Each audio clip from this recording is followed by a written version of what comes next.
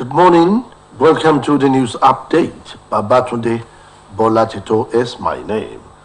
President Muhammad Buhari has approved the continuous use of old 200 naira notes as legal tender till April 10.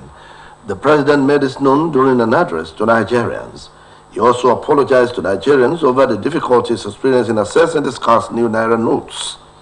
He said, during the extended phase of the deadline for currency swap, he listened to what he described as invaluable pieces of advice from well-meaning Nigerians and institutions across the nation, noting that he similarly consulted widely representatives of state governors as well as Council of State. According to the president, as an administration that respects the rule of law, the subject matter is before the court of law and some pronouncements have been made. But to further ease the supply pressures, particularly to the citizens, the president has given approval to the CBN that the old 200 naira banknote be released into circulation, adding that it should also be allowed to circulate as legal tender with the new 200, 500, and 1,000 naira banknotes for 60 days from February 10, 2023 to April 10, when the old 200 naira note ceases to be legal tender.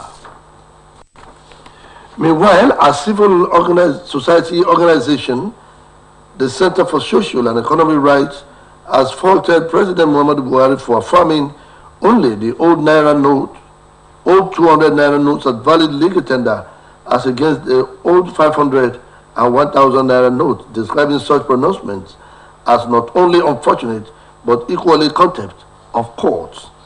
Buhari had, in the presidential broadcast, endorsed only 200 naira notes as legal tender in response to the naira redesign policy implementation crisis ravaging the country.